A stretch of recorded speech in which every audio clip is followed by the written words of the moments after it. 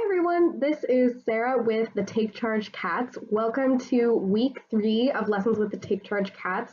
Today's topic is about managing money, so we are going to talk all about budgets. My goal in this presentation is to convince you to go home and make your own budget once we're done. So let's get started. Here's what we're going to go and talk about today. So first, we're going to talk about why you should budget and why it's important to do so. Next, we're going to go over some budgeting 101, some budgeting basics, and then we're going to talk about how to make a budget that actually works. And we'll go over some tips and tricks to hopefully help you out as you start to make your own. All right, this is our first section, why budget. So this is the reason you should budget. Budgeting is the foundation of your financial future. It's pretty much the first step you're going to take when you start to take control of your financial life. So you're building good habits now. You're getting in the habit of checking your bank statements and controlling your spending. And in the process, you learn a little bit about your financial personality. You learn what you like to spend on. You learn about your lifestyle. And as you keep practicing those valuable skills, you get closer and closer to achieving your financial goals, especially over a long period of time. So that's why budgeting is super, super important. Let's talk next about budgeting 101. These are the basics that you're going to need to know to start making your own.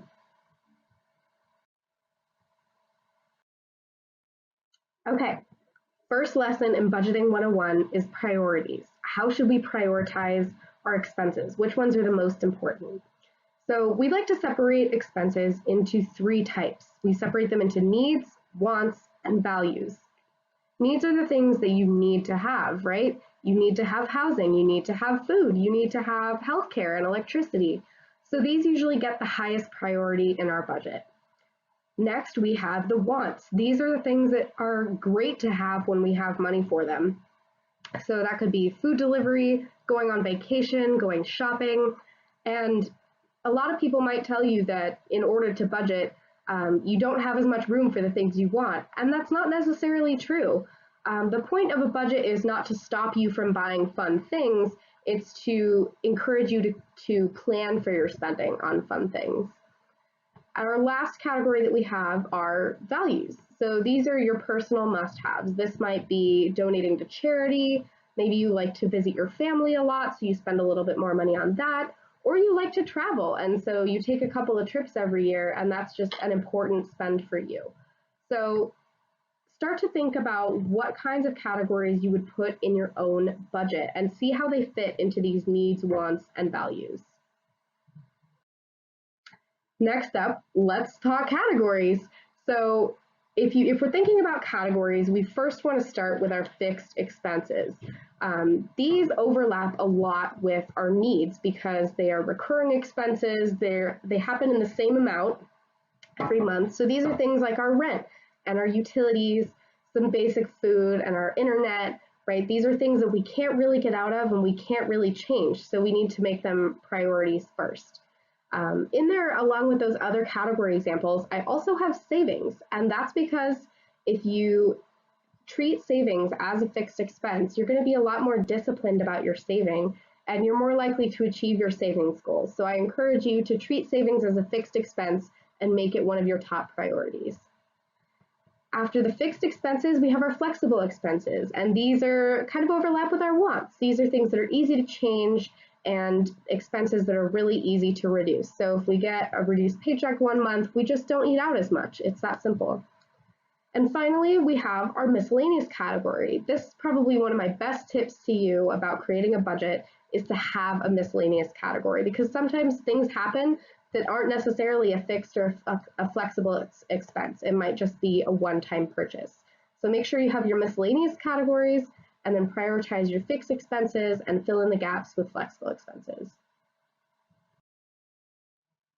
All right, so now that we're talking about how to balance out our expenses, let's talk about zero-based budgeting. So zero-based budgeting follows that formula on the top of the screen where income equals your expenses plus your savings, right? This basically means that you should just end up with net zero at the end of the month. So you're essentially spending everything you earn either on food and clothing, or you're spending it on your future self by saving it. So this pie chart is just kind of to represent the way that we should organize our expenses in order to make sure that every dollar is accounted for, because the most successful budgets account for every single dollar that comes in. All right, our next section is making a budget that works. So in order to make a budget that works, you first need to figure out how you're going to make your budget. This is a list of budgeting methods that you could use to start on your budget. So I've got 3 apps. Those are the top 3. The first one is mint.com. This is going to have your easiest setup. It's great if you love to spend on cards, and it's free. There are a couple of other ones that we have on the right. There's YNAB. That stands for You Need a Budget. That one's super interactive, and it's really good for people who love and are dedicated to budgeting. It does cost some money, so keep that in mind. Every Dollar is a good alternative. It has lots of resources, so if you're just starting out and you're not really sure what you're doing yet, try out Every Dollar. It's got lots of ways for you to learn. This also does cost some money, so again, keep that in mind when you're selecting your method. The next method we have is kind of interesting, and it's called the envelope system. So this is a cash method of budgeting where you take out your income in cash every month, and then you split it up by category into physical envelopes. So for example, you might put some cash into an entertainment envelope. So when you go out to the movies, you take your entertainment envelope with you, and you're limited on your spending by the amount of cash that's in that envelope. So this is a really good strategy for people who want to learn some discipline or need some more spending control. There are also the spreadsheet and the paper methods. These are really customizable, right? If you start with a spreadsheet, you can do anything you want with it. And there are lots of free templates out there online that you can use to get started.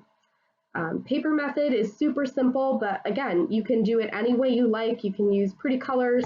But note that the paper method and the spreadsheet method are a little bit easy to forget, right? It's easy to make that budget and then not look at it again. So take into account all these factors, and in your mind right now, try to pick one of these that you think you would use in the future and make a mental note of that. All right, so we've picked our categories, we know what we're doing, we know which method we're using. These are the steps to get there, to finish the budget. So first one is to track your cash flow. So you need to know what your typical expenses and what your typical income look like. And once you get a sense for that, you start to know how much money is coming in and out, and you know how much money you can start to allocate to categories. So that's what we do in the Find Your Baseline step. You choose what kind of budget you want to have, what categories you're going to have, and how much you're going to plan to spend on each of those categories. Include your savings in this step. Savings is really important. Next, try it on, right? So you've made your budget, go ahead and give it a shot. Make sure you interact with it as often as you can, because as soon as you forget about your budget and you're not using it anymore, it's not helping you. So take note of things that keep you on track or ways that you're getting off track, so that in the future, when you reach your evaluate and update step, you can make the budget work for you. You can make some changes. Maybe you change the type of budget that you used, and you can figure out how to improve it for the future. So this is your step. These are your steps to making a budget. And of course, they kind of go around in a circle, right? So you update it, you make some changes, and then you try again, and then you update it, and you try again. And this is a process that might go on for a while, so don't get discouraged. But it's really important to look back at your budget and make sure that it's working for you. All right, here we have an example of a budget. This is actually a screenshot of my personal budget that I wanted to show you guys. So on the left side, I'm tracking my income from all the different sources that I have. And then in the middle, in red, I'm tracking my expenses. And I've got more spreadsheet below where I list out where all of my expenses came from, and they total up right here so I can see them. And my last step is to measure my income against my expenses and see how I did for the month. So I spent less than I earned, and I have a little bit left over. So I went ahead and I put that money in my savings to achieve that balance between my income and my expenses plus my savings. All right, we've reached the tips and tricks section of the presentation. So let's start at the bottom left. The first one, we've just been talking about this, is to always change your budget. If you're not using it, it's time to make a change. If you have a new expense in your life, it's time to change your budget. So make sure you stay on top of that process in order to have a budget that works for you. Next, you want to stay positive. Your budget isn't always going to be perfect. Sometimes you're going to forget about it. Sometimes you're going to spend a little bit more than you earned in a month, but that's okay. Be forgiving with yourself because it's a learning process. Next, be sure to customize it. It's all about you. So make your budget your own. Pick out one of those budgeting methods and put your own personal twist on it and make it more yours. Next, just get started, right? You're making a new habit. So the most important part is to get started. And it's also the hardest part. So once you do it and you get started, it'll only be easier from there. Finally, make sure to interact with it. Don't forget about your budget. Use it regularly as often as you can, and start that process of practicing, because that's ultimately what's going to help you build those habits for the rest of your financial life. All right, I'm going to finish today with our Take Charge CAPS motto, which is your present self impacts your future self. So all of the steps that you take today to take control of your financial life, to start a budget, to start building good habits, that's going to all reflect positively on your future self. So my challenge to you today is to go home, make a budget this week, and start building the foundation of your financial future. Thanks for watching this presentation today. We'll see you next week.